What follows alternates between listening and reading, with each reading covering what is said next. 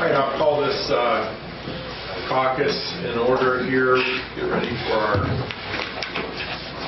council meeting. Everyone has an agenda. You take a look at it. If there's any corrections, questions, item A and B are first reading only this evening. We'll be setting a public hearing for those. And then we have 2 resolutions. Is there any other changes, concerns, questions? Hearing none, congratulations, please. Pledge allegiance to the flag of the United States of America and to the republic for which it stands, one nation under God, indivisible, with liberty and justice for all. Patty, if you could call the roll call for us, please. Mr. Duffett? Here. Mr. Mormon? Here. Mr. Neff? Here. Mrs. Oliver? And Mr. Fish? Here. At this time, I would like Mr. Jim Shaw. He's with the State Auditor's Office, and he's going to have a presentation for our Finance Director.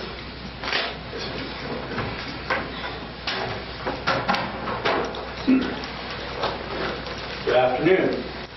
My name is Jim Shaw. I'm the East Regional Liaison for Auditor State Dave Yost. I work here in the area, mainly at the Youngstown office, and I cover about 10 counties on this side of the state. What I'm here to present tonight is an audit award for the city's most recent audit. We don't give out a lot of these. The State Auditor's Office audits almost 6,000 entities in the state.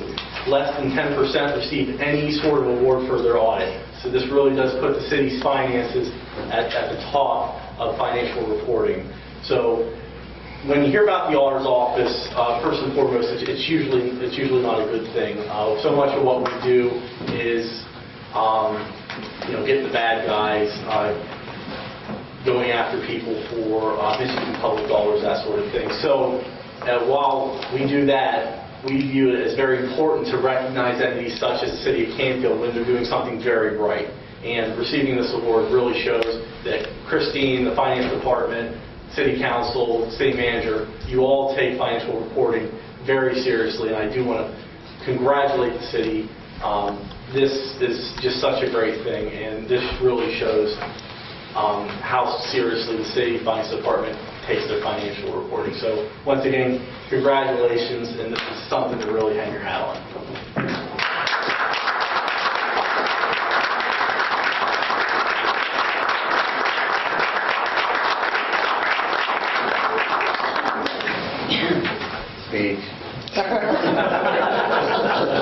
One thing that Jim left out was this is the 8th consecutive year.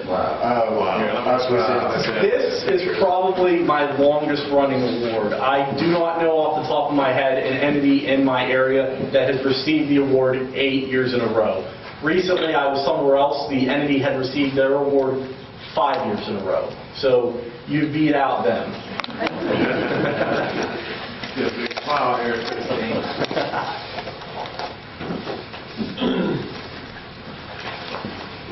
One more. Thank you. Congratulations. Congratulations. Thanks, Jim. 9th? Is that 9th year? This is the 8th consecutive. Oh, this is 8th consecutive. Next year, God willing, will be the 9th consecutive year. We're shooting for 10 and beyond. Only Right? We'll go now. All right, everyone had received a copy of the minutes from the last council meeting. Is there any corrections, concerns? Corrections, questions? Okay, hearing none, they're approved as written. Reading of communications, I'll start with Mr. Dish. I have none. Mr. Knapp. I had a resident just call me today asking about who's responsible for locating dead trees in the city. He's concerned that he's counted 15 or 17 trees that seem like they might be a possibility of falling and taking out power lines. So I just wanted to bring that up and maybe we can talk about it and find out so that I can report back or... Yeah, so Parks and Rec are responsible for identifying dead trees, dead street trees that need to be removed. They've done a pretty good job about doing that. We've removed a couple trees in our city parks and some along public right-of-ways, and I think we're looking at assessing 2 or 3 other ones through the services of an arborist. So I'll be more than happy to talk to the resident about exactly what trees he's identified, if they're public right-of-way trees or private property trees, because there's kind of 2 ways we address each one. Do we retain an arborist now, or is that... We have one on retainer that's on contract. The last couple of times we've tried to contact him, he's been unavailable, so we've reached out to other arborists that we've been able to utilize locally. Thank you. Mayor? I have none. Okay. Mike, on Hilltop, there's I think it's 115 Hilltop, there's a dumpster there, it's been there. Do they have a timeline in which that project needs to be completed once it... Yeah, just sent him a letter last week on that. He received that and called in, and he's got major construction in the kitchen. That's why the dumpster's there. Everything in the kitchen is in the pod, so I give him 30 days to have that removed. Okay, great. Also on that street, the chief's not here, but I'll address it to Wade, that we have an indicator, a sign up there, an indicator of your speed, and it's coming down the hill west. And one of the residents suggested that in the morning there's more traffic going up that road that is going faster than 25 mile an hour. So suggested that maybe we turn that sign around so that people coming from the east up that hill would see it.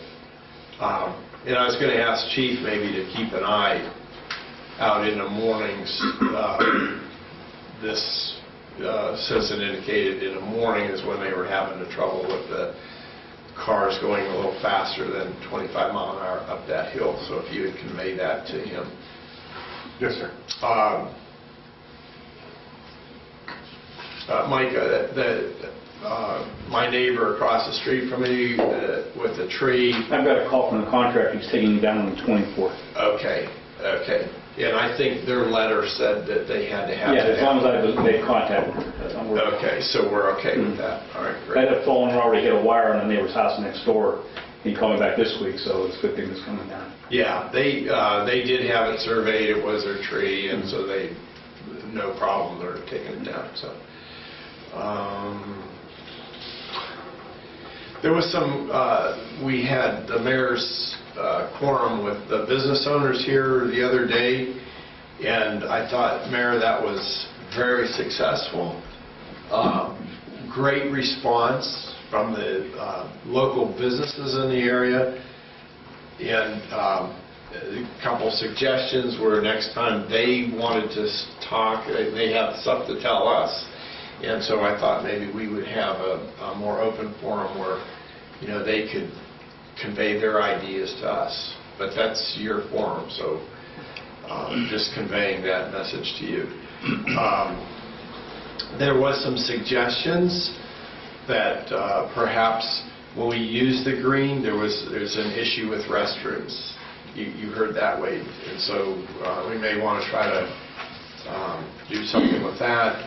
Someone suggested a trolley for transportation within the city, and then somebody else suggested that businesses are open to giving back to the community in some kind of contribution. So I thought that was a good suggestion, and maybe we could also set some kind of an account up if, you know, a business owner wanted to. Rotary on November 4th is having a pancake breakfast, and with that it's a showcase of local businesses as well. Rotary has invited businesses to set up tables, and so there'll be some local businesses there that are showcasing what they have to offer us in Canfield. But certainly come and get the world famous pancakes from Rotary on that day, and support Rotary, because Rotary supports a lot of things that happens in this community. So please support us so we can support the it's at the high school. Yeah, November 4th.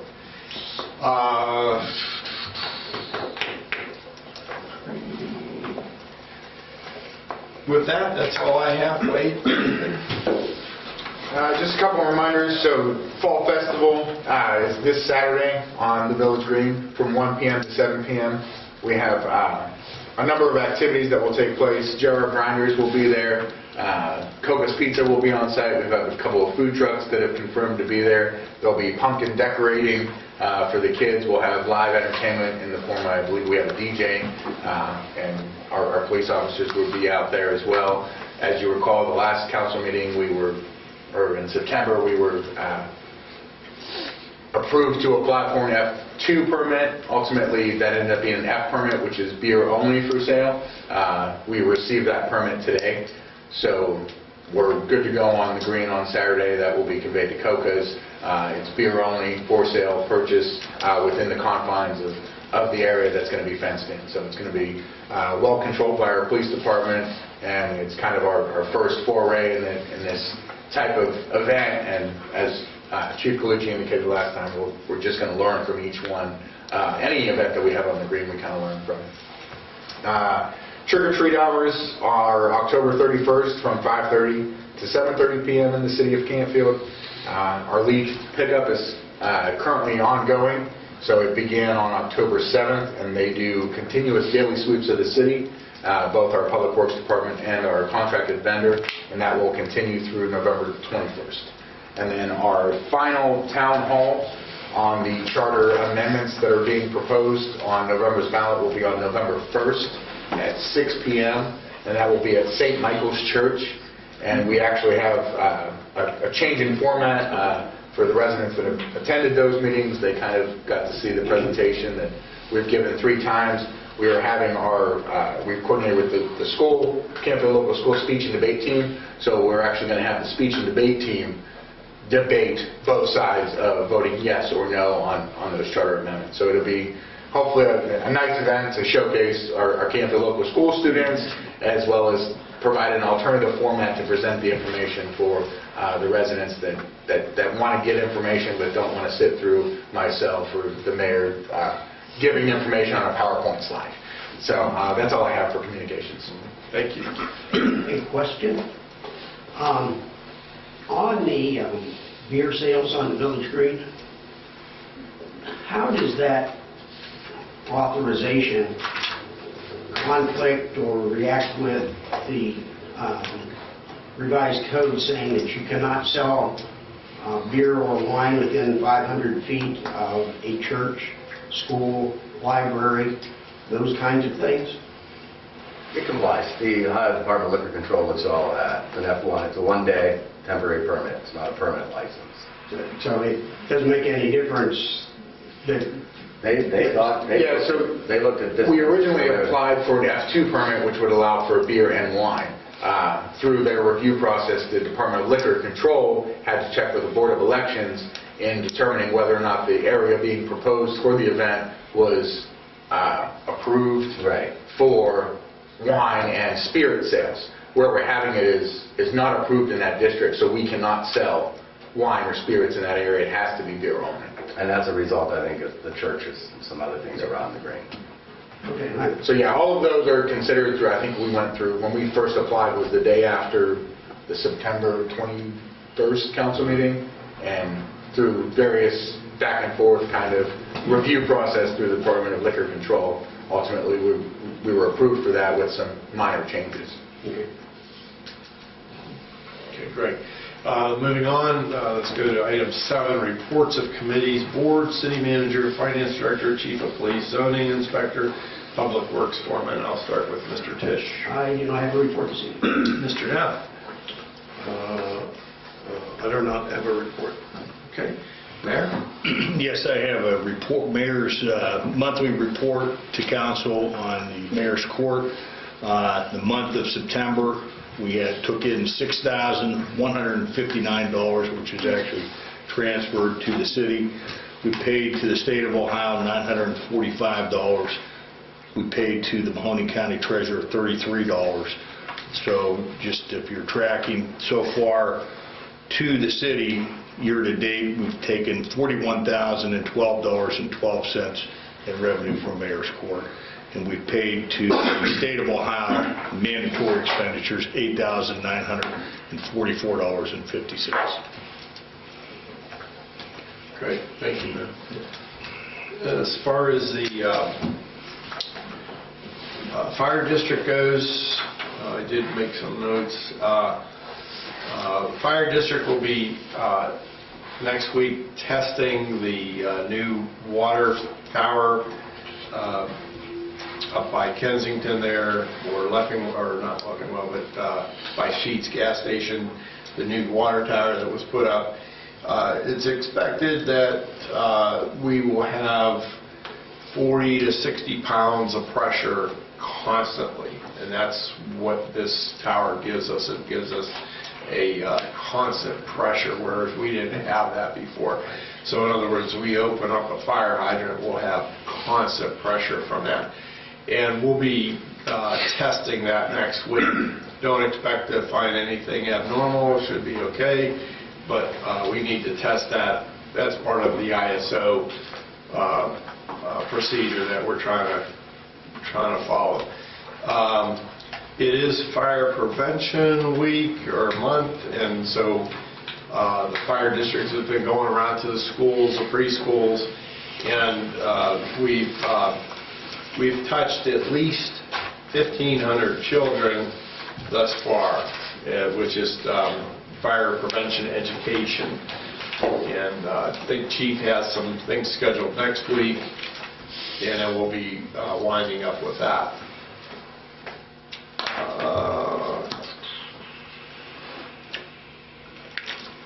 And so that's all I have with the fire district. Ms. Christine Clayton.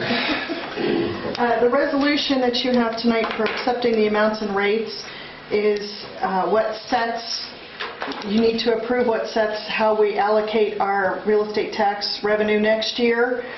Wade and I are recommending that all 3 mills go to the street CM&R fund.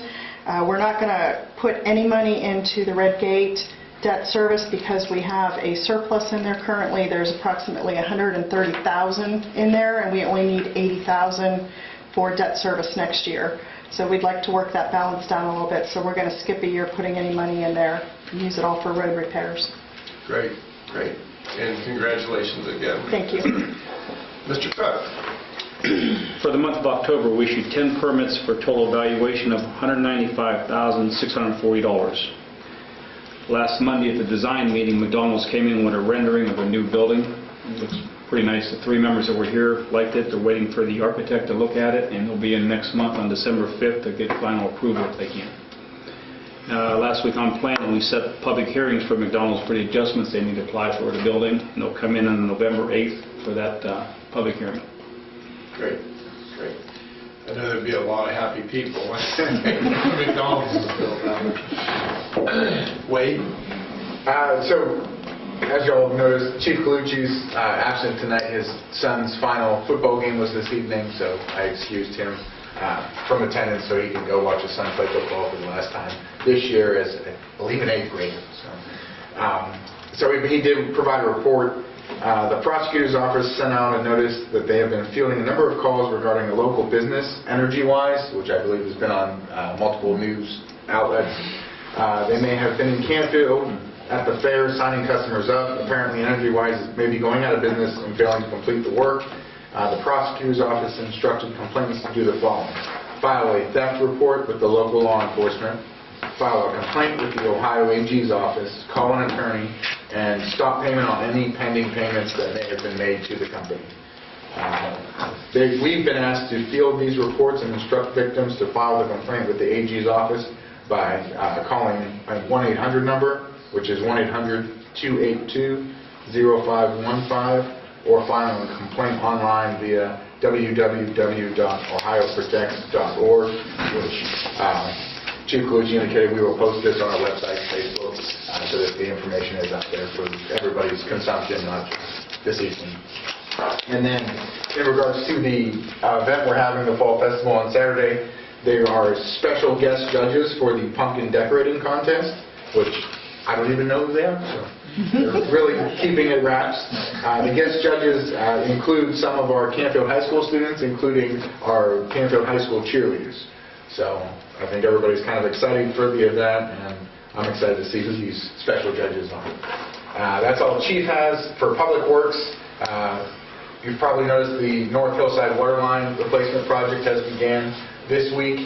They're starting down at the Callahan end and then working their way up to 224. Currently, today was the second scheduled day of work. I don't know how much work was actually completed. They were running into some traffic issues. They've tried to keep the road open and manage the traffic as it comes in. But anybody that lives on North Hillside, travels anywhere near North Hillside, it's a cut through. It's a heavily traveled road, both school traffic, residential traffic. So we've talked to the vendor about just closing that street down and only opening it for the residents that need to get by, as opposed to kind of using a flag ring, trying to work in between the cars. I think the contractor quickly realized how heavily traveled that street was, and they're not being able to be as efficient and constantly working on traffic. I mentioned the leaf pickup, that's in full swing. We had water main breaks last week on Maple and Glenview that were repaired, and then the Laurel Hills storm pipe that I mentioned at the last council meeting, we were able to get that repair done, I think within that 3 days when we were notified of it. So we were glad to get that done and resolving that issue for the homeowner. And we've started to replace the signs and poles over on Montgomery. We received a complaint from one of the residents over there that a significant number of those street sign poles were rusted, and the street sign as well. So over the course of the last 3 weeks, so the complaint was received in middle to the end of September. We ordered new signs and poles, so we're going through the replacement of those as time permits, just so that we've got some fresh new poles and signs, which now I'm driving around the city looking at all of our signs and poles, because it's something you don't really look at until you're made aware. So we may be doing some more routine kind of replacement of those poles, or painting if it constitutes that. As far as my report for the city manager, we have officially offered the income tax administrator position. It's been accepted. The background check has been completed. Everything's clear. She's set to start on Monday, October 22nd. So Kristen Dahlberg is going to be our new income tax administrator. She comes to us from the Moransky Company as a senior tax accountant with them, where her primary duties is managing the Rise Pies franchises. Really sharp, bright young girl that we're excited to bring into the city of Canfield. I think we're blessed in that we really, I think, get top talent that want to work for the city of Canfield, and then through our extensive process, as I mentioned before, we really make sure we get the right fit for the city of Canfield. So I know myself, Christine, are really excited because we've kind of split the income tax duties over the last month and a half, and it'll be nice to have a staff member who's solely dedicated to income tax again. On Tuesday was the Ohio Public Works Commission first round of point scoring. So as you recall, we have 2 projects currently with OPWC for consideration. One is a grant project for our 2019 street resurfacing project. By all indications, the first round of scoring, we should get funded for that on the street replacement or the street paving projects. Our sewer loan, which is with OPWC as well, didn't score as high as we would have liked it to. There's a couple other cities that are utilizing loans for other projects. The area we got dinged the most was because it's for new development. So the committee looks at current infrastructure condition. Well, there's no infrastructure, so there's no condition, it's a 0. The other thing was structures affected. Right now, we counted, I think, 10 current businesses on 224 that would benefit from the new line. Other than that, we don't know what it is. So We're hopeful. One of the major loan projects is with the Liberty Township. They are applying for a $1.6 million loan that is funded through the levy that's going to be on November's ballot. If the levy doesn't pass, Liberty's loan goes away. That would free up all the money. I think there's 5 entities that are going for loan dollars, us and Liberty being the 2 biggest chunks of that. So we're kind of at the bottom of the barrel in scoring right now.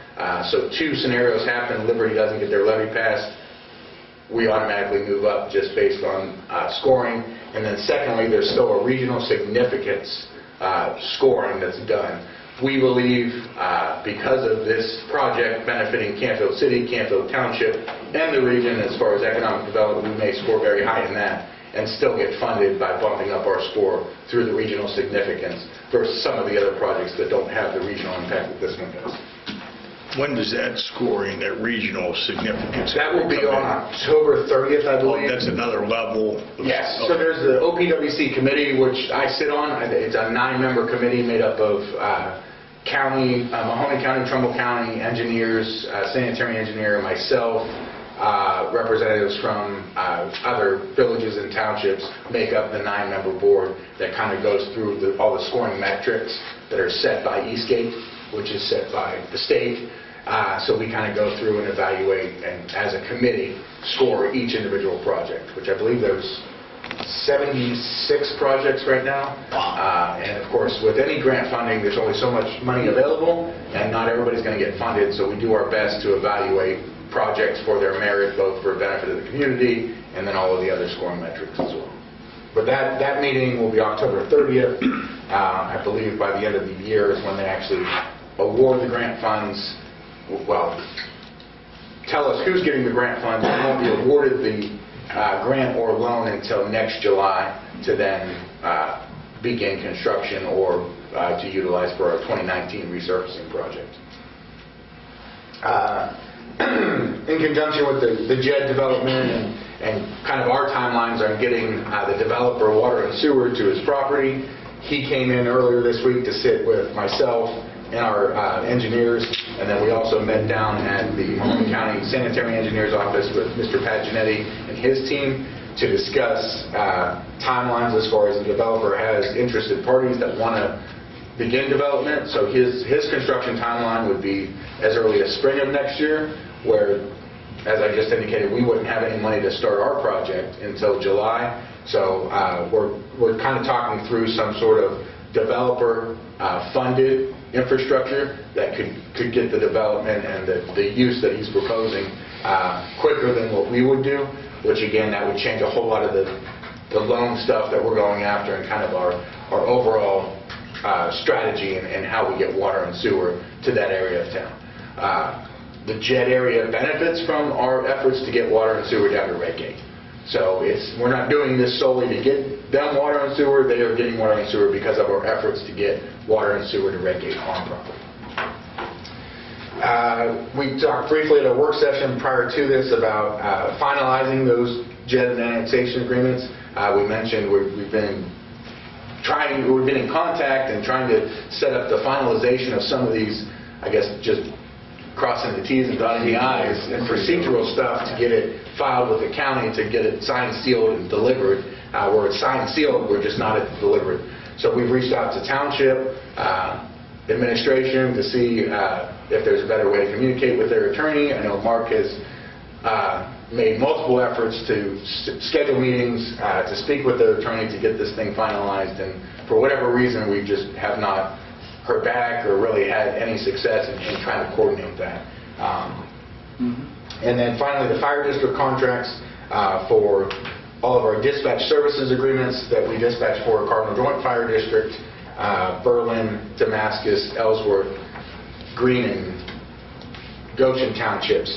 We basically went through a renegotiation, moving to a different price per call model. Those have, the fire chiefs met with Chief Galucci and myself last night. I think Mark's got the agreement to make some subtle changes to it that I think we've all got to an agreement on to hopefully everybody take to their boards to get passed. This council should see that legislation as early as that first meeting in November and as late as that last meeting in November. And then Cardinal Joint Fire District lease agreement is also with the Fire District Board as it relates to their lease agreement on this, the fire station that we have here. It's just basically an update. I think the original agreement was from 1993. Councilmember Tisch, I think, can correct me, but he's the one that originally set up the agreement. So we had to make some adjustments just in terms of dollars paid and certain things to account for a contract that's about 20 years old. Other than that, the items that are on the agenda we'll talk about when we get to those items. Great, thank you. Councilman? Just a couple of things. Wade actually covered a couple of things I was going to discuss. The Kalen hearing is set for November 13th at 11 a.m. Mahoney County Common Pleas Court. So I think we've said it a couple of times. If anybody wants to attend that. I'll be starting on the organizational documents for the Community Improvement Corporation, which I would assume we want to name the City of Canfield Community Improvement Corporation. That sounds proper. Good with that? Okay, I'll have those documents probably over the next couple of weeks for everybody to start pouring through. Mike asked me to look at a couple of ordinances relative to some business uses that aren't in the city that may come to the city, so we're starting to take a look at some regulations that might apply to those uses, vape stores, etc. I've looked at a few other cities to see what they're doing. We've talked about that. We really haven't landed where we want to be yet, but we'll get there, and you'll see that on one of your future agendas in the next month or two. And I can address A and B when we get to new business A and B and explain those for you. Okay. That's really it, unless you have any questions. No? Mr. Morgan? Yes. A couple of questions for you, if you don't mind. You mentioned about the water tank inspection. Do you have any information with regard to the height of that tank, normal operating levels and that kind of thing? Okay. The second thing is, I happened to see a public notice in yesterday's paper, I think it was, saying that the fire district was going to conduct a public hearing to modify the fire code that they are using. I think currently it's the 2011 Ohio Fire Code, and they're going to change to 2017. If the fire district does that, I think section 150101 of our code needs to be amended to reflect the same, because I think 150101 of our code stipulates that we are using the 2011 fire code, and the fire district is changing that. I think that we would need to make that change as well. What's that section, Chuck? 150101. Okay. Thank you. And they do plan on to adopt that. Okay. One other piece of information that I just thought of, because you mentioned water tower. So the city of Youngstown is draining their Kirk Road water tower for cleaning and then some maintenance. You may or may not be aware, we purchased our water from the city of Youngstown. We don't anticipate any sort of pressure issues. We've got a pressure valve control where we connect in right up at the top of Fairgrounds in 224. So our Public Works Department is monitoring to make any appropriate adjustments should we need to. I would just encourage residents, council members, that if you do start to have pressure issues, by all means let us know so that we can be aware of that. I believe they started yesterday in draining their tank. They're going to do maintenance and cleaning today and tomorrow, and late Thursday they're going to start refilling so that by Friday we should be full pressure. So hopefully we don't have any sort of pressure issues, but it's just something to be aware of just in case we do experience pressure issues. Wade, have they been maintaining our tanks at a full level? I mean, both the ground level tank and the elevated tank? Yes, we have. Okay. Well, yeah, like I said, it's just something to be aware of. I don't think we're going to have to make any substantial operational changes, but we're aware of what they're doing and the impact that it could have on us. But again, we don't know until people start calling and complaining about pressure, or if we get some sort of warnings that our tank levels are dropping. Wait, last council meeting, I forgot to ask you, Joe Cicero had a series of questions, and you're working on that. Have you been in? That's not speak to me. I'll be happy to talk to anybody. I don't want to go on the record Right, litigation issues, but a lot of that's going to be covered at that hearing. Okay. Okay. Has somebody communicated with Joe? I have not. We have not yet. I think we were just going to research. So I was not at staff meeting on Tuesday where this would have been presented. So we're going to reconvene to get at least whatever questions we can answer pushed out through, I think Mr. LaCicero and Mr. Handel had requested those be mailed to them. Yeah, I'm just not going to make a public record of these responses. I'm not going to do it. Right. I'm happy to talk to them, but I'm not going to put my strategy on the record. I'm not going to put it in writing. Right. Yeah. No, I don't. But I'll coordinate with both those individuals once I have all the answers that we can provide to stop by, speak with Mark or myself. Yeah, just looking for some kind of an update. Yeah, I was hoping they'd be here tonight. I was going to talk to them after the meeting. Okay, all right. Got it. At this time, I would ask citizens that had questions for these particular board reports that you just heard, that now's the time to come up and ask. Sherry. My name is Sherry Brown. I live at 35 Kirk Street. Is that new water tank going to be our water tank? I thought that was feeding into Westford and stuff. It's the Canfield Township's water tank. So no, it's not So that's not our Canfield water City. tank? No. That's fire district, though. Keep that in mind. Yeah, so it's fire Okay, I was district, just but wondering. it's We're keeping Canfield our Township. the water tanks we already have. Yes. Yes. And we're not sharing. Okay. That water tank is I like my water. that So water tank is a completely separate system. that's what I thought. Water provided by Aqua Ohio, not the city of Youngstown. Okay. Hi, I have a couple questions. One had to do with the leaf. Name and address. Oh, Catherine Young, 570 Barfield. The leaf pickup, we've talked about even last year, that it starts, and you've already got to go in a couple of weeks, but the leaves haven't even started falling. And several of people in my neighborhood are like, wow, by the time the November 21st comes around, there's still a lot of leaves on the trees, and then people have to pay to have them taken up. Last year we mentioned that it was like the truck had to be changed over because of the snow, but we have a new truck now, don't we? I don't know if we have two trucks or... We still have that. We still have that transition. So this was answered, I think Councilmember Oliver brought this to our attention as well from complaints she received. The way the contract's currently written is it runs from October 7th through, I think, November 29th. So it gives us that extra week during the week of Thanksgiving. So we're very limited in the way the contract's worded to go outside those parameters, because there was suggestions that we move it back a week and then push a week to the spring. The contract doesn't allow us to do Second that. year of a 3-year contract? Yes, that is correct. Maybe a note for maybe after? Yes, that's been noted. So right now, as was explained last council meeting as well, our contracted vendor, Buckeye Landscaping, does essentially the north side of town, and then our city crews do the south side of town. And then that last week, we kind of do a sweep throughout the city. And yes, you are correct that last year, once we got into the end of November, they were switched over to our trucks from leaf box trucks to plow trucks, which again, that's not an easy task. If you've seen our leaf trucks, they've got the big box on the back, so it's not just switching out something on the fly and going out and doing leaf pickup. But yeah, that's something we definitely look at addressing the next contract if we do continue to use an outside vendor. The next question I had to do with, you had mentioned that when we sold alcohol during like the Oktoberfest, that the money was going to go towards the parks and recreation. And my question would be, there's like an allocation that goes to parks. Is this going to be something that's going to be like an addition that they can spend maybe for community gardens or maybe some of the farmers markets that didn't get kicked off this year? Yeah, so under the premise or the strategy that was discussed, I think, at Parks and Rec, was the proceeds that are the profits from the activity on the green from the sale of alcohol and after expenses are paid, utilizing that back into the Parks and Rec fund.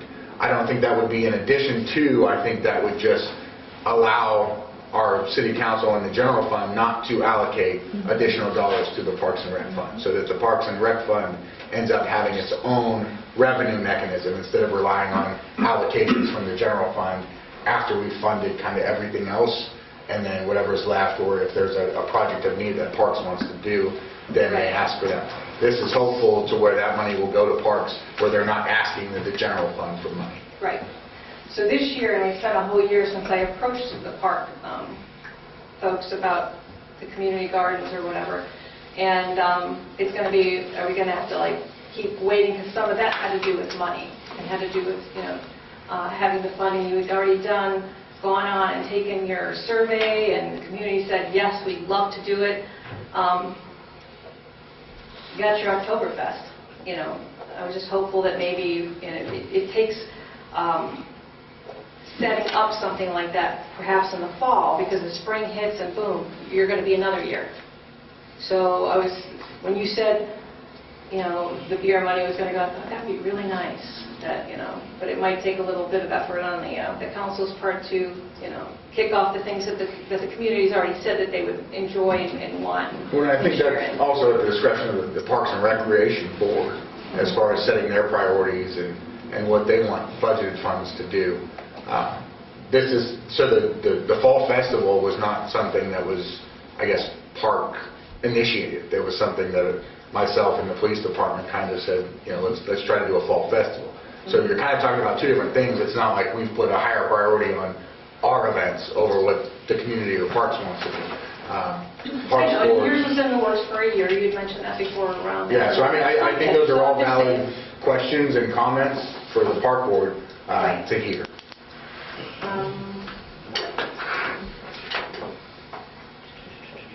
When you mentioned the grant money for the Red Gate, and you also mentioned something about a loan. Does the city have to take out a loan for the sewer and water as well as the grant money? That grant money should come up for getting the water out to Red Gate and the sewer and all that? So the grant money is being utilized for a 2019 road resurfacing project. Okay. The loan, $1.2 million, will be utilized to take, actually install a new 18-inch sewer pipe from where it currently doesn't go on West Main Street to the corner of Palmyra and 224. Is that something we have to vote on, or is that something that's already in the works and we just have to, okay. And my very last question goes to Christina. Last time I was here, you mentioned something about approaching Mahoning County about putting outstanding water bills and other on our. Did that get passed? Did that allow? It was the. Nothing needs to be passed for that. I just needed to compile the list of which ones I wanted to assess to the real estate taxes and submit it by September 28th, and that was done. Okay, so that's actually, you can do that. I thought, just because it was kind of a utility bill, that it might be something. Well, it's an unpaid utility bill that I assess to the real estate taxes. We're not publishing those. We're sending those down to the auditor to assess the property owner. It'll show up on their real estate tax bill next year. Right, we're not allowed to list delinquent. It's not like a shaming, public shaming. We're not allowed to list delinquent utility accounts. We just tell the auditor, assess this person this amount of money on their taxes. Right. I just thought, it's just like you have other utilities like your gas and your electric, and they're not really allowed to. It's kind of putting a what do they call that? A lien on your property because you didn't. That's what it is. Yeah. It's But other corporations aren't allowed to do that. The difference, and the reason they can't, is we don't have the ability to assess residents of the city of Canfield. Columbia Gas, East Ohio Gas, First Energy Solutions, they've got customers in multiple communities. So if you move from here to Boardman or Austintown, they've got you there. We don't have you there. So you don't pay your bill. You pay it by way of your real estate tax to the city of Canfield. If we had broader reach that we could go to Boardman, if somebody moves to Boardman and they don't pay the bill, that might be a different situation. But that's the reason we have the authority to assess the property for utility bills. And it's only the utilities that we own, so we only have water, sewer, and storm sewer.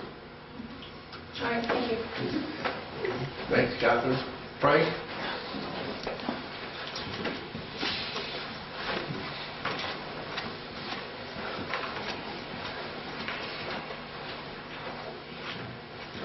Good evening, Frank McKeer, 220 Glenview. In regard to North Hillside, I had a chance to drive that today. Shutting it down is probably a good idea because if cars meet going north and south, it's real tight with the contractor there. So that's just a little input from that. Item number 2, in regard to the speech team going to debate the charter amendments.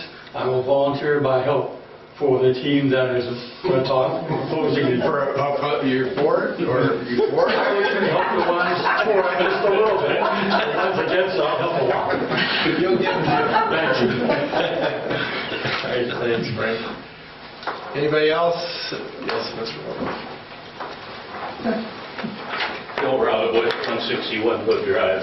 Frank, you told me you weren't going to talk tonight. I told you first that I wasn't, so I'm full, I guess. I'd like to go back and revisit this leaf pickup in the fall. I believe I was here at board meeting or at the council meeting last fall when we had some discussion about this fall leaf pickup. And I think this pickup in the fall of the leaves has a higher priority on the community's interest list than even the spring cleanup pickup. But I may be wrong with that. I don't know if there's any kind of actual study done on this or not. But I can recall that an independent individual did the leaf pickup last year, and when that was brought up, the question was asked, what was the amount or what was the proposal that was submitted by that individual, and that there was an indication that there were two proposals made, one by this individual and one by Buckeye Lawn. The proposal by the individual, in my mind, came to around $6,000, I believe. The other proposal was in the neighborhood of $25,000. I think it's first thing. Yeah, so that was the spring brush pick. Spring brush pick. Okay, well, in any event, did that individual pick the leaves up last year? The leaf pickup is separate from our brush pickup. So you're referencing the brush pickup that's done in the spring. That's an animal bid, right? Different vendor. So every year that's bid. So this year it was bid by Hackett Tree Service and Buckeye. And you're correct, Buckeye was somewhere in the neighborhood of $25,000, Hackett was 6 or 7. Hackett was awarded that bid. Does he have the leaf pickup? No, he does not. We are currently under contract with Buckeye Landscaping.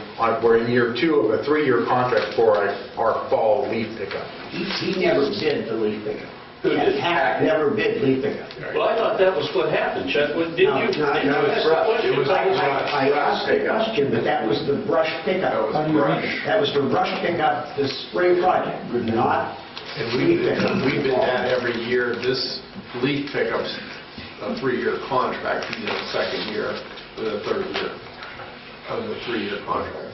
So what is the bid that was accepted in the fall leaf pickup? That was 2 years ago. I don't know. $35,000. I was going to say, I think it's roughly $40,000, 38, 35, something like that for them to do. Is that for each year for the 3 years? Each year for the 3 years. And was there only one proposal? One bid. I can't speak to what the bids were I last believe that they were November. the only bidders. So they were the only bidders for the fall leaf pickup, and the contract, as you're telling me now, is somewhere in the neighborhood of what? 35 $35,000? per year. We don't know that. That's sure. We'd have to double check. I don't have to look. That's what Frank said. All right, well, then it squares me, because I was under a misconception in terms of how, the conversation was coming about here, and I wasn't pulling in the spring pickup.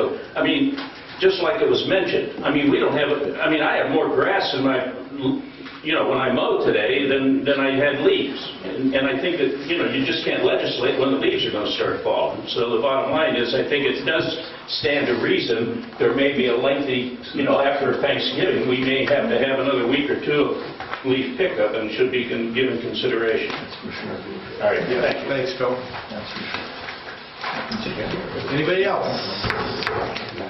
Hearing none. Could I ask a question? Wade, I would suggest that if we have something out for bid for that, can we reject and go out for bid again if we only get one bid? Could have. Well, sure, yeah. All right. You can't really game the system, you have to have a basis for rejecting bids, but, Yeah, okay. Thank you. Okay, anybody else? Reports? Okay, hearing none, I'll ask that anybody desiring to appear before council this evening. I have nobody on my list, but I'll entertain anybody. Okay, hearing none, we'll move on to old business. We have no old business, so we'll move to new business. These first two items, A and B, are ordinances. They're going to be read in title only this evening, and then we're going to set a public hearing for them. So, as per the provisions of Section 4.05 of the Charter of the City of Canfield, I move that council dispense with the requirement of a full reading of the proposed ordinance and authorize reading by title only. Do I have a second? Second. Mr. Tisch. Mr. Duffett? Yes. Mr. Morvay? Yes. Mr. Neff? Yes. Mr. Tisch? Yes. And Mr. Tisch, could you read that? Mr. President, I have an ordinance amending Section 113901 of the codified ordinances of the City of Canfield. This shall constitute first reading, and I believe we need set public hearing date. And I think we were going to, the next council meeting, November 21st at 5 o'clock, Patty? Yep. Okay. November 21st? Yeah. So our next council meeting's November 7th. Right. But the public hearing will be at the second council meeting in Second November, council meeting, which is November 21st. 1st. This has to go At to 5 planning and then come back. Okay. So planning won't have it before the 7th. Yep. Thank you. Okay. As per the provision. We need a second. Oh, I'm sorry. I'm sorry. I'm sorry. Second. Mr. Neff. Mr. Neff. Mr. Neff? Any public comment? Sorry, public comments? Thank you, Patty. Hearing none? Hearing none? Okay. Mr. Duffett? Yes. Mr. Morvay? Yes. Mr. Neff? Yes. Mr. Tisch? Yes. You've done, Patty. As per the provisions of Section 4.05 of the Charter of the City of Canfield, I move that council dispense with the requirement of full reading of proposed ordinance and authorize reading by title only. Do I have a second? Second. Second, Mr. Neff. Mr. Duffett? Yes. Mr. Morvay? Yes. Mr. Neff? Yes. And Mr. Tisch? Yes. And Mr. Neff, could you do B, please? Yes.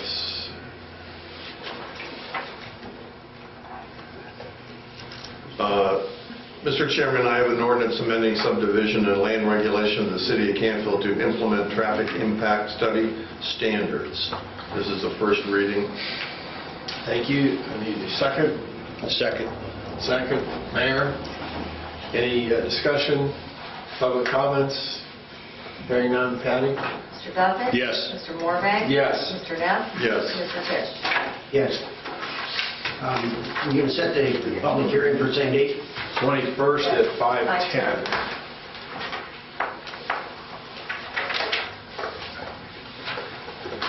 Okay. As per the provisions of Section 4.05 of the Charter of the City of Canfield, I move that council dispense with the requirement of 2 readings of the proposed resolution and authorize adoption upon the same upon its first reading. Do I have a second? Second. Mr. Tisch? Mr. Duffett? Yes. Mr. Morvay? Yes. Mr. Neff? Yes. Mr. Tisch? Yes. As per the provisions of Section 4.05 of the Charter of the City of Canfield, I move that council dispense with the requirement of full reading of the proposed resolution and authorize reading by title only. Do I have a second? Second. Second, Mr. Neff. Mr. Duffett? Yes. Mr. Morvay? Yes. Mr. Neff? Yes. Mr. Tisch? Yes. Mr. President, I have a resolution accepting the amounts and rates as determined by the Budget Commission and authorizing the necessary tax levies and certifying them to the county auditor. I move for passage. I have a motion. I need a second. Second. Mr. Neff. In discussion. Wait, yes, I think we had Sort of some... Christine to explain this one. She kind of touched on it during her report, Yeah. but she can speak You got to earn that award. more intelligently than I can. Earn that award. We currently have approximately $130,000 in the Redgate debt service fund. We only need $80,000 to pay the debt service next year.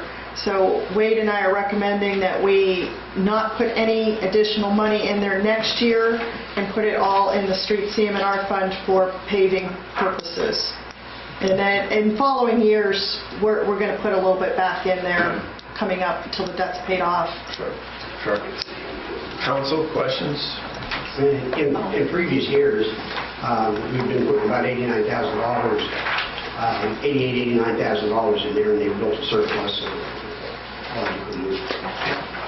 And I think at the end of the loan in 2023, we have to essentially be at a zero balance, or else it takes... Or we have to get a court order to transfer that. To give us our money we back. want to work that to zero.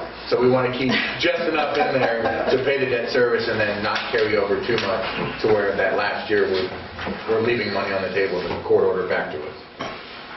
Thank you. Public comments? Questions? Hearing none. Patty? Mr. Duffett? Yes. Mr. Morvay? Yes. Mr. Neff? Yes. Mr. Tisch? Yes. 2018 debt sale. Okay. As per the provisions of Section 4.05 Charter of the City of Canfield, I move that council dispense with the requirement of 2 readings of the proposed resolution and authorize adoption of the same upon its first reading. Do I have a second? Yes. Ms. McCarroll. Mr. Duffett? Yes. Mr. Neff? Yes. Mr. Tisch? Yes. As per the provisions of Section 4.05 the Charter of the City of Canfield, I move that council dispense with the requirements of a full reading of the proposed resolution and authorize reading by title only. Do I have a second? Second. Mr. Neff? Mr. Duffett? Yes. Mr. Morvay? Yes. Mr. Neff? Yes. Mr. Tisch? Yes. Mr. Tisch? I have a resolution creating the comprehensive plan RFQ evaluation committee. I will move for passage, although I have several questions. Okay. I have a motion. I need a second. Second by Mr. Neff. Discussion. Mr. Tisch? First question. In the first paragraph, it says that we are choosing a member of the Design Review Historical Preservation Committee and a member of the Planning Commission. Who is making that choice? Both respective commissions will nominate their member, or select their member. Commission will make choice, okay. Who selects the citizen? So what I will ask for the mayor and council is for each member of this governing body to nominate a citizen at large so that we have 5 candidates for the 2 positions. So hopefully, if you have somebody in mind, we can name them tonight. If not, provide me those nominations so that we can share them with the group so that the next meeting we can then appoint those 2 citizen at large members. Are members of the Civil Service or the Design Review Committee and the Planning Commission also citizens? So is it possible to have a second member of the Planning Commission, for example, serve as a citizen representative? I don't think that's the intent. I think the intent is the at-large is... That's not what it says. Well, I think the intent was they're just citizens, not otherwise employed or appointed by the city, I believe. Right, and Mark's correct, the intent was, and so technically, yes, I guess you could appoint the 5 citizens that serve on any, or the 2 citizens that serve on any one of those boards and commission, but the intent was to kind of get a good mix of the council, our boards and commissions, and then allow for citizen input as well. Right, and therefore you're saying that only one member of City Council could serve, I mean, in addition to the mayor, so a member of council could not recommend another member of the Planning Commission that was selected or another member of City Council, is that right?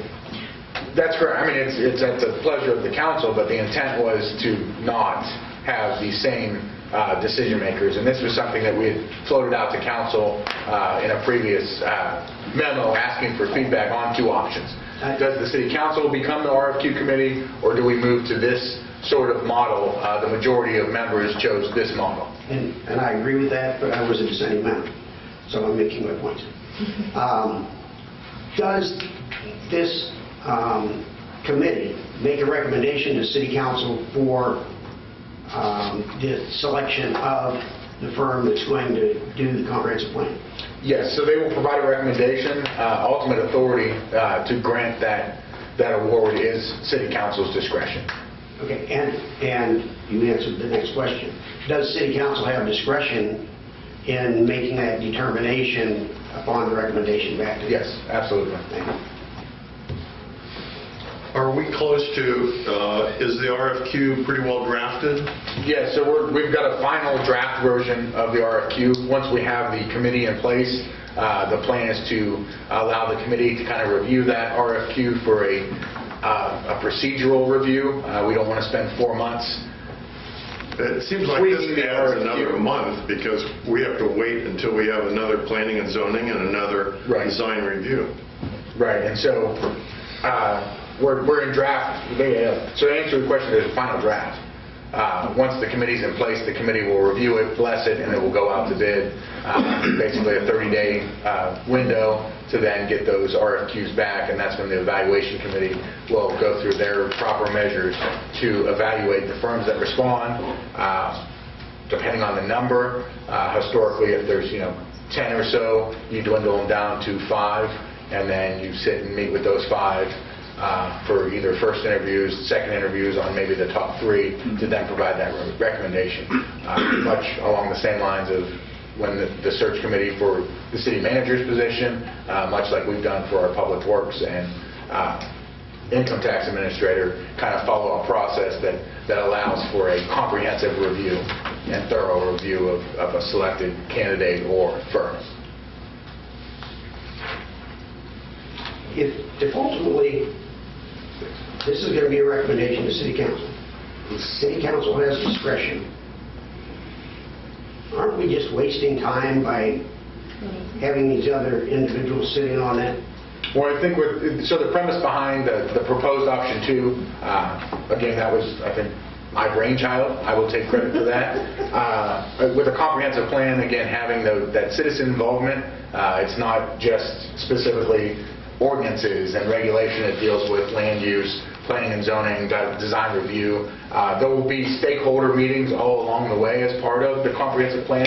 Once we start that process, that citizens, business owners, the schools, everybody's kind of a stakeholder in the city of Canfield. So the premise behind creating this committee was to allow for that citizen input. There was some feedback as far as, and no offense to the governing body, but a lot of residents usually say they don't feel like they're being heard or they have a say-so in things.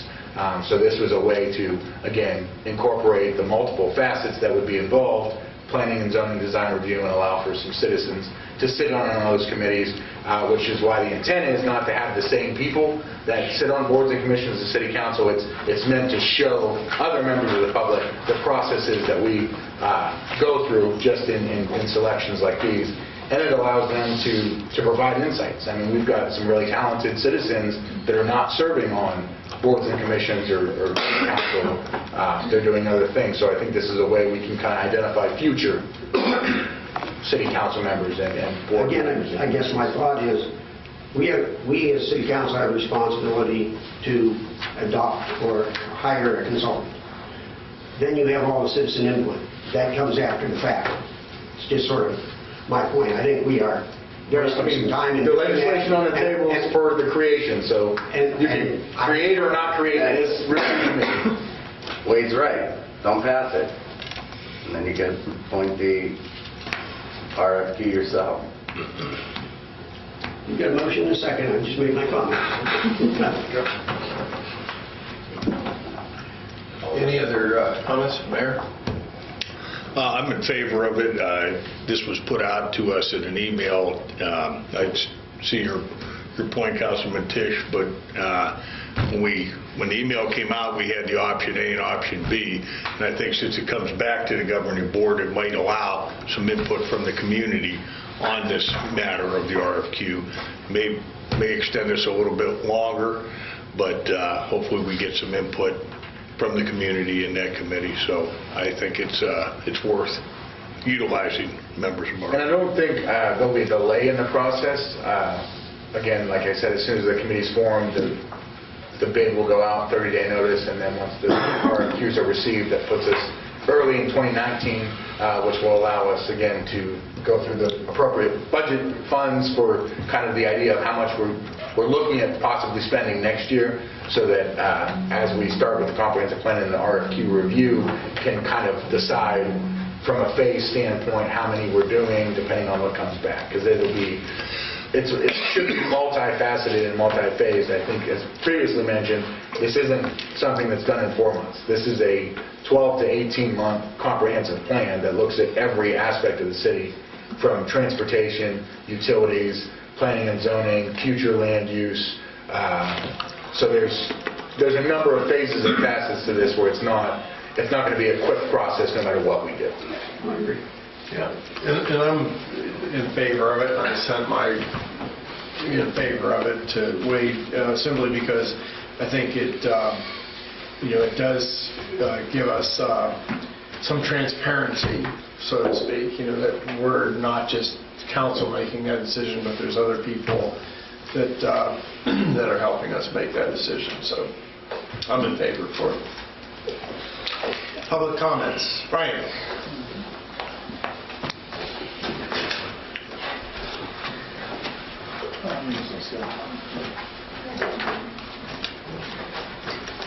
Frank McHugh, 220 Glenview. A little earlier in the day, we had another meeting in regard to CICs and CIDs. What's going to be a relationship between this group, or this committee, and the CIC and the CIDs? No relationship. No relationship. Not at all. No formal relationship. Obviously, the comprehensive plan is going to be something the CIC is going to be interested in, but there's no relationship between that. That's an ad hoc committee we're forming right there.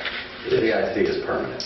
Yeah, it looks like there, to me, it looks like there could be some conflict in what they're doing, and we may be getting some duplication here. Okay. This committee that is being talked about being formed is only to recommend to City Council what firm we are going to use to develop a comprehensive plan for the city.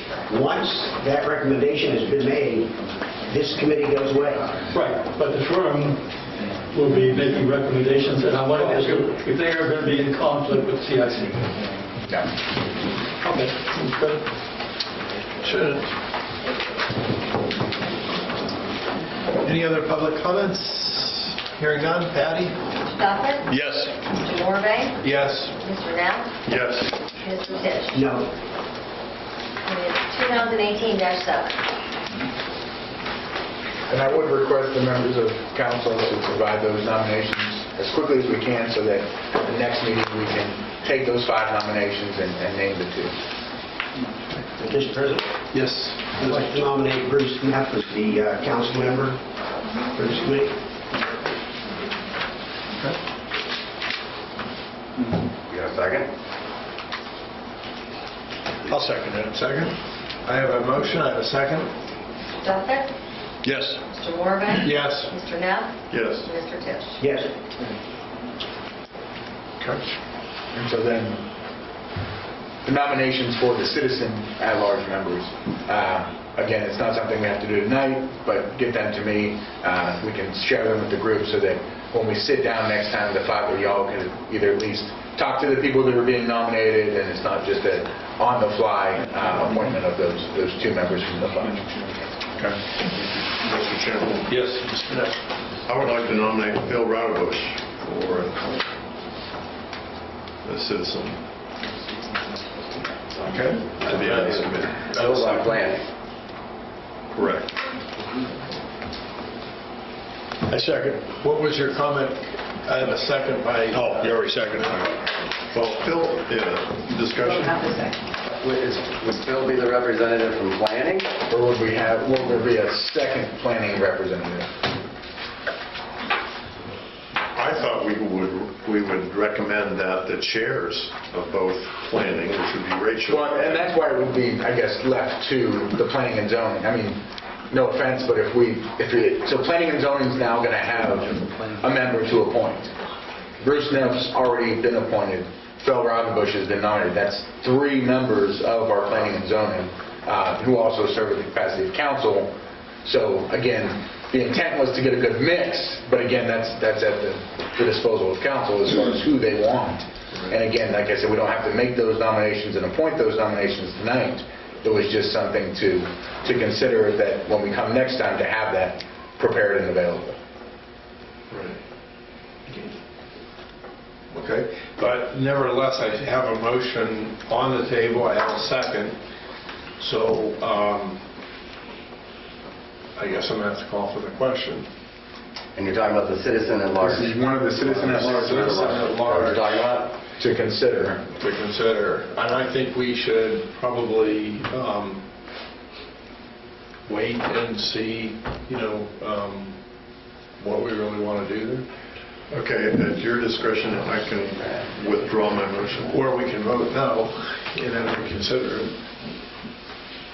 Either way. Why don't we table it until is it my understanding that the Table it, If you table it, you got to take it off the table next meeting, so I think either vote on it or withdraw. Yeah. And I think Phil would be a wonderful representative. I do too. But I think we need. Is your committee supposed to come up with a nomination? Yes. That's what I'm understanding, Yes. right? Okay. So it's supposed to come through the committee? Yeah, so I think the intent was before we start appointing those citizen members, let planning and zoning and design review present their 2 members so that we don't end up, if we appoint Phil tonight and then planning and zoning also appoints Phil, or Rachel, again, it's one of those things, I think, to the Council President Morvay's point, we kind of allow that the 5 nominations that come through council, we have a council member not present tonight, so I think there's valuable input that could be had through that nomination process. I guess I maybe misunderstood something. I thought that we were supposed to come to tonight's meeting to discuss this resolution and be prepared to nominate somebody. So. And that was what was originally planned. This resolution just creates the committee. Because originally we had planned for planning and zoning and design review to already have their members nominated, but we had not yet created the committee before tonight to have them consider on their agendas. Right, and I was asked that question, frankly, could we appoint people tonight? And I said, to what? We haven't created the committee.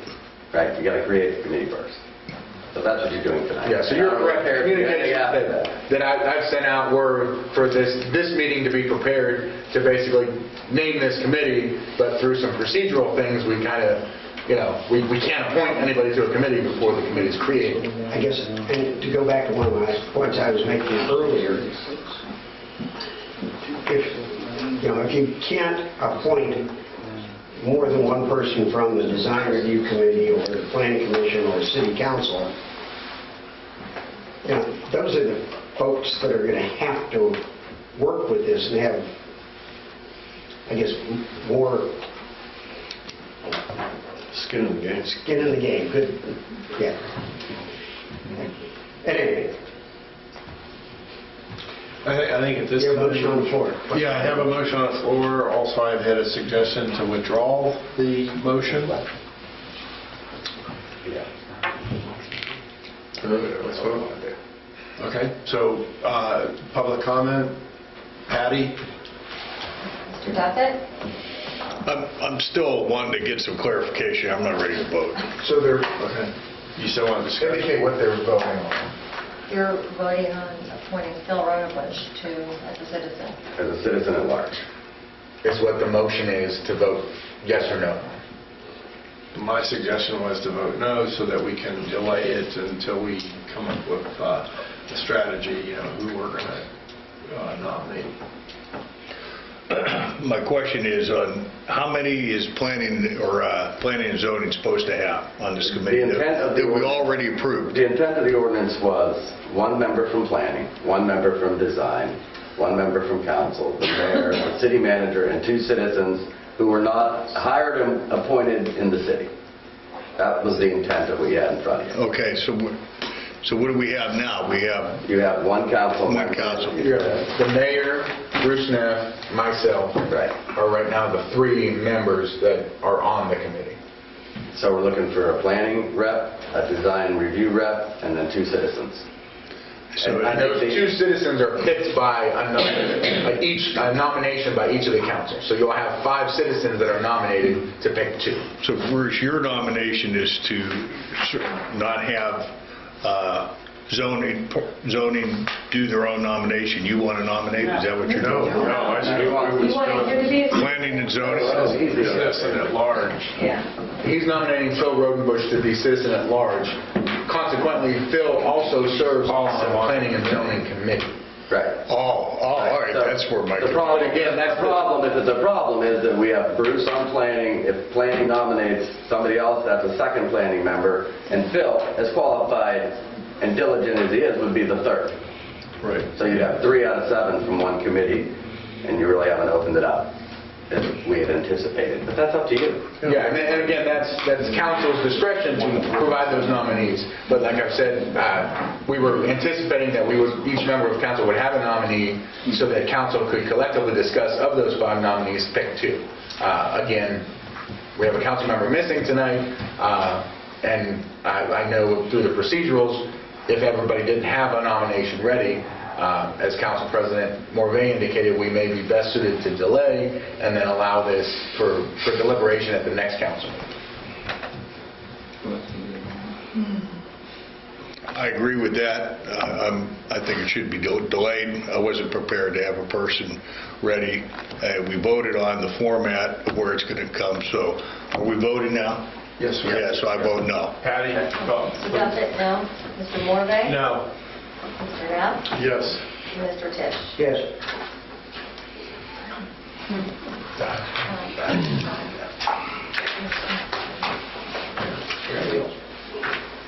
Yeah.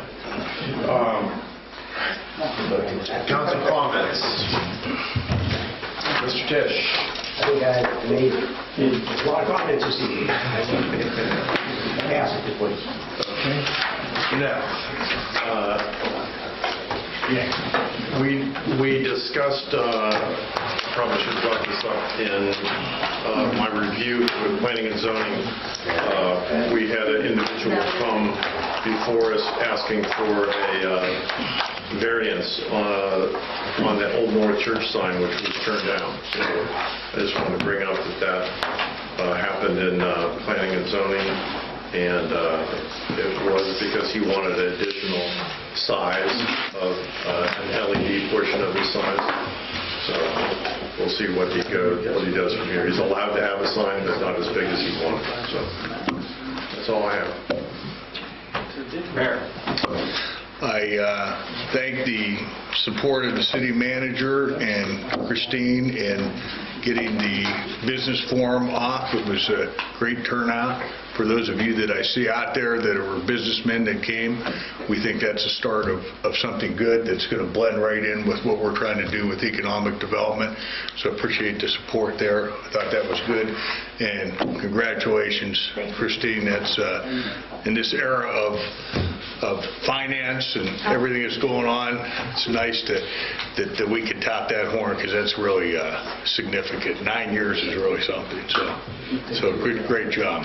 Which means she started here when she was 12, right? And I also want to, I don't want to leave out Mike, because we did have a mayor's court. I don't really talk about mayor's court that much, but there was a case that ended up being a bench trial, and Mike made it easy with the documentation, and Counselor presented the mayor's case, or the city's case, real good. So with the documentation and our city prosecutor, excellent. We have excellent employees here. So.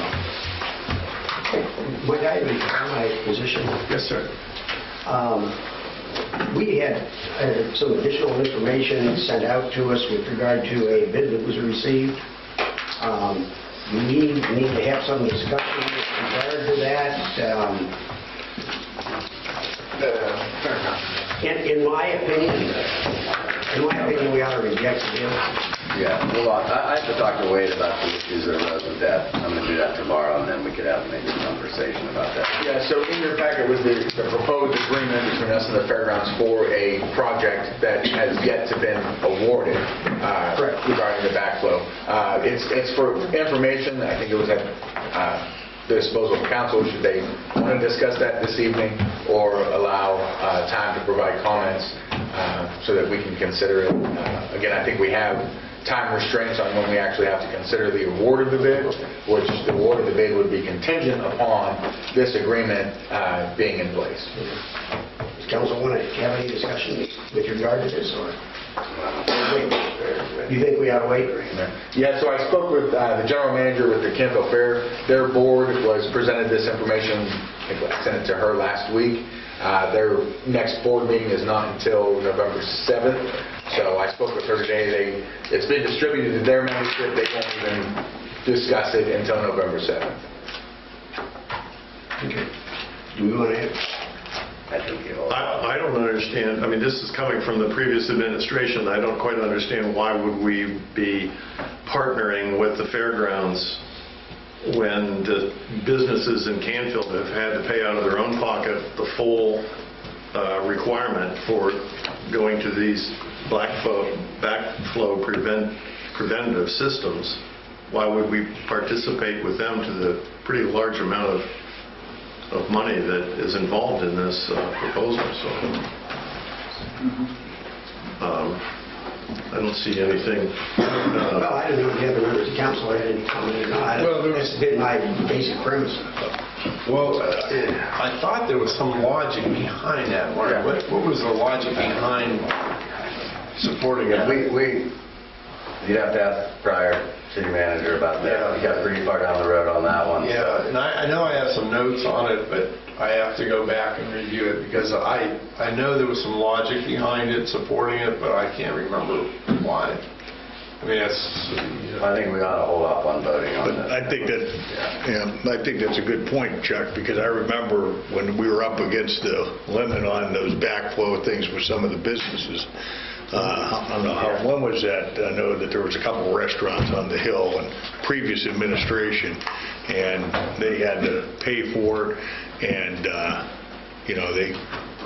Every business in town that's been required to have a backflow preventer has paid their full cost of installing and maintaining and having the inspections in the appropriate time period. And now we're going to talk about paying for a portion of what it's going to cost for the Mahoney County Agricultural Society to install a backflow preventer. To me, that's disrespectful to all the other businesses that are already doing it. But if you said there are mitigating circumstances, that's, tell me what they are. Tonight. I would like to review my notes and then possibly call Joe and review that with him, because I know there was some logic behind it, but I couldn't tell you what it was. Couldn't tell you. Okay. So there's another issue that's sort of on the same subject, and that is that we have an agreement with the Agricultural Society saying that they get a credit on their sewer bill for sewage that doesn't go into sanitary sewer. We've got this nice, neat list of charts of how you calculate that, as opposed to just having them put meters in to register the amount of water that's not going to go into the sewer, and then we've got to know what it is. It's not a guess method, not that kind of thing. And we've got an agreement to that effect, which we can direct the manager to cancel at any time. So keep in mind, I think we ought to be doing that too. Now I think anything else? I should have asked you first.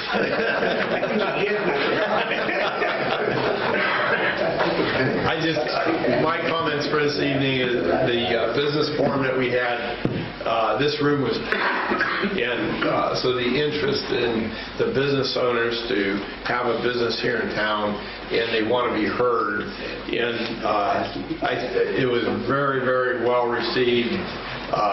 Comments were made that they have never heard of such thing, being invited to the city, giving their opinion and voicing their concerns. So I commend the mayor for putting that together.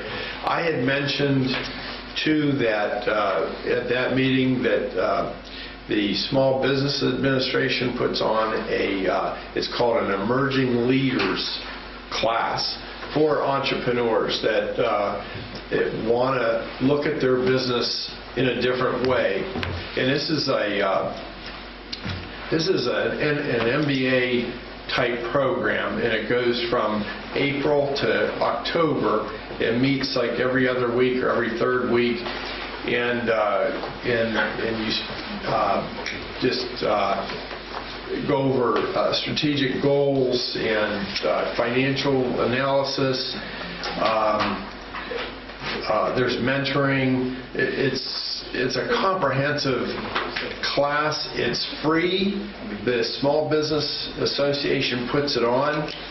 And if anybody is interested in this for next year, I can submit your name to be considered. I don't have much on it because they don't have any literature yet for next year, but I do have the curriculum that this class just went through this year. Very worthwhile.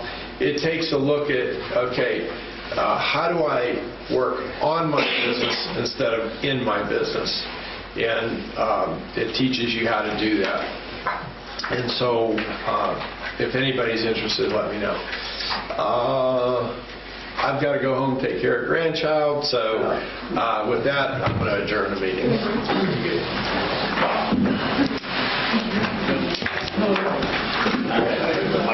My granddaughter,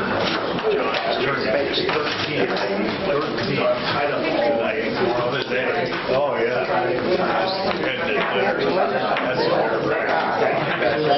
Boys are starting to look at it.